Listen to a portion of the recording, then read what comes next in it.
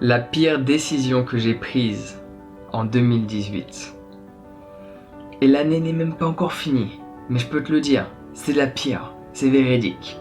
Par contre, la pire décision que j'ai prise en 2018 pourrait peut-être devenir une des meilleures de l'année 2019.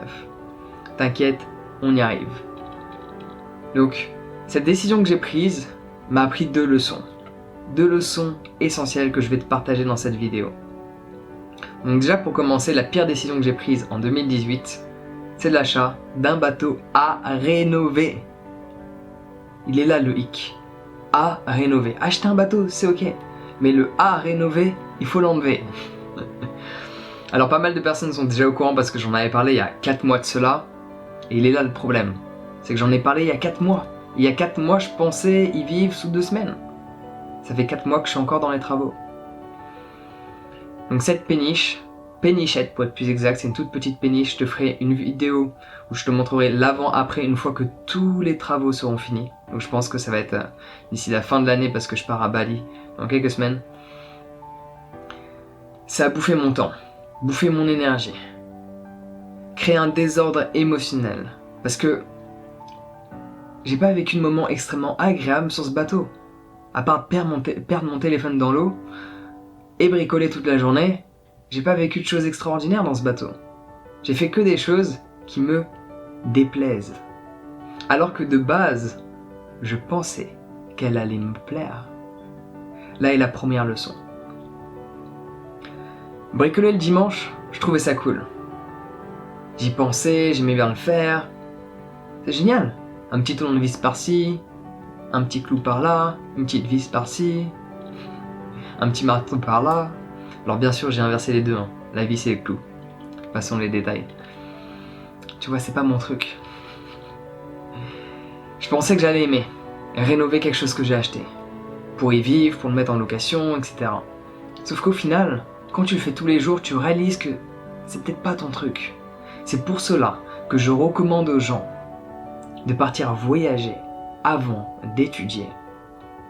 Parce que tu vas peut-être étudier pendant pas 4 mois, 1 an, 2 ans, 3, 5, 8 ans.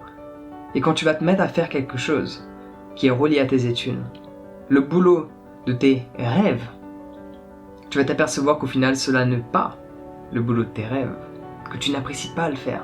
Tu avais une idée de ce que ce boulot était, mais cela n'est pas ce que tu pensais. Et ça, je l'ai vécu avec cette péniche. C'est pour ça que je me suis dit que j'allais te le partager en concret. Alors certes, c'est un peu plus compliqué de trouver des bateaux sur lesquels tu vas rénover, en plus ils ne t'appartiennent pas, mais c'est faisable. Et je me suis pas dit, tiens, je vais aller voir comment ça se passe. J'ai sauté sur cette opportunité, qui au final s'est transformée en désastre. Parce que vraiment, je suis fatigué. Gérer une société, gérer une vie sociale et la rénovation d'un bateau alors que tu n'y connais rien, et encore je me fais aider, alléluia, merci David.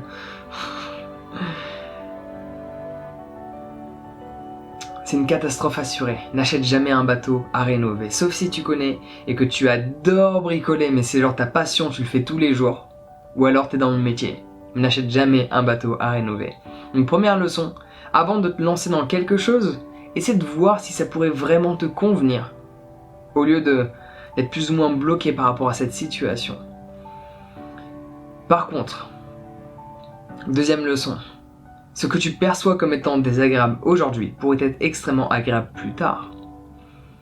Je vais pas te dire où est située cette péniche, mais elle est très bien située. Et le but plus tard, c'est que je le mette sur Airbnb, en logement insolite. Parce que je vais créer quelque chose en mode la forêt sur l'eau. Si dans quelques mois tu regardes Airbnb, les bateaux, tu devrais me trouver. Je suis en train de tout rénover. L'isolation est faite. Il fait pas froid alors que dehors il pleut, on n'entend même pas la pluie. Mais c'est là où ça devient intéressant, c'est que parfois tu fais quelque chose qui tu penses ne va pas t'apporter de bienfaits et qui au final, pour plus tard, pourrait t'en apporter énormément. Et c'est ça qui m'aide à continuer. Alors certes, je fais souvent des pauses, pendant une semaine je vais pas sur mon bateau, puis parfois pendant 2 jours, puis parfois pendant 1 mois j'y vais pas. Parce que j'avais trop de choses professionnellement à effectuer et j'avais pas le temps de m'occuper du bateau. Là j'y reviens, Mais là, je vais partir à Bali. Du coup, le bateau, je vais le mettre de côté pendant presque un mois. Mais je vais y revenir, faire des allers-retours petit à petit. Et ça m'a appris à développer davantage de patience. Ce serait une troisième leçon. Donc la première, pour résumer, on va faire au plus simple. La première, c'est ne te lance pas dans quelque chose qui peut-être devrait te déplaire.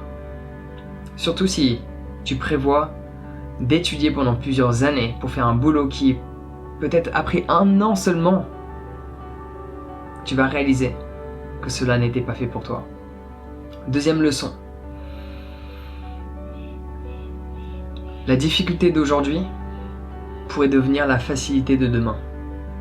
Ce bateau, au prix où je l'ai acheté, avec les efforts que j'ai fournis, l'aide que j'ai eue, à la revente, ça va pas être le même prix. Donc la difficulté et les efforts que tu fournis maintenant peuvent t'apporter énormément de plus tard. Mais ça, tu ne le sais pas encore. Faut juste que tu n'abandonnes pas. Troisième leçon, développe de la patience. En fait, il y en a plus que 2. J'en ai une 4e qui est venue en tête. Troisième leçon, développe de la patience. Toute chose prend du temps. Et là, on arrive à la 4e et dernière leçon, qui vient d'émerger en moi. Toute chose prend toujours plus de temps. Je t'assure, quand j'ai découvert le bateau, je me suis dit, je vais tout péter, je vais tout remettre à neuf. Du coup, ça va être plus facile que rafistoler différentes choses à droite et à gauche. Je me suis dit qu'en 2 semaines, j'allais pouvoir y vivre. Et au final, le résultat, c'est que 4 mois plus tard, je suis encore dans les travaux. Et chaque semaine, je me dis, la semaine prochaine, je mets un lit et je m'y installe en mode camping. Sans la douche, qui est déjà sur le port, sans les toilettes qui sont sur le port, heureusement, mais au moins un lit.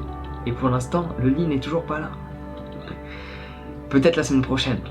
Mais j'ai arrêté de me dire ça en fait. Peut-être la semaine prochaine. Non. Je suis dans le processus d'évolution. Je suis dans le processus de création. Et le moment venu, je m'y installerai. Et c'est ça le conseil que je te donne. Quoi que tu fasses, focalise-toi sur le processus. Essaie de voir l'endroit où tu pourras aller et de réaliser que toutes les difficultés d'aujourd'hui pourraient te simplifier la vie plus tard. Je sais que ce bateau, il va avoir une valeur extraordinaire plus tard. Mais en attendant, vaut mieux pas que je compte mes heures, parce que si je devrais compter mes heures par rapport au fait que je suis un amateur dans ce domaine, je suis un bricoleur du dimanche comme on dit, donc je vais pas très vite. Je passe 1 heure dans le magasin, plutôt 2-3, puis je ne sais pas combien d'heures à réfléchir où est-ce qu'il faut que je fasse un trou, parce que suivant où tu fais un trou, la péniche elle coule. Donc du coup, j'ai pas l'expérience, donc quand tu n'as pas l'expérience, tu prends énormément de temps. Mais maintenant, dès qu'il faut fixer un tableau au mur, tac tac tac tac, boum, c'est fait, c'est facile.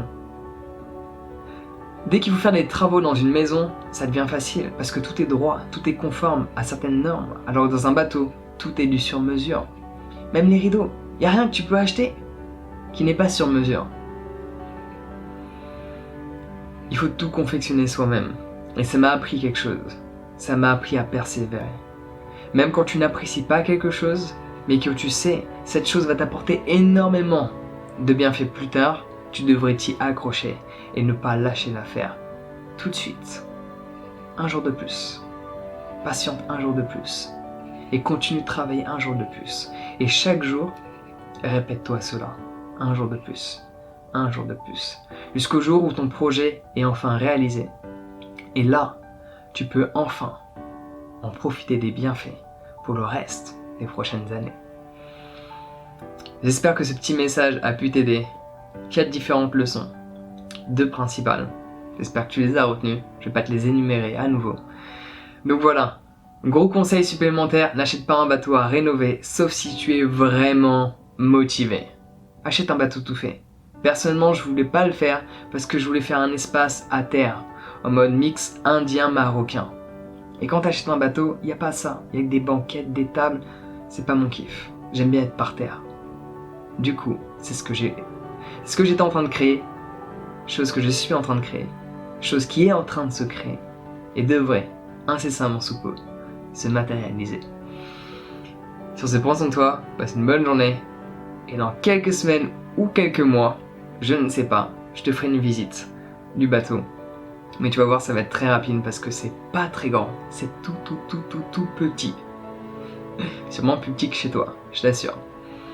C'est un bateau dans tous les cas, mais c'est très petit. C'est pas une grande péniche.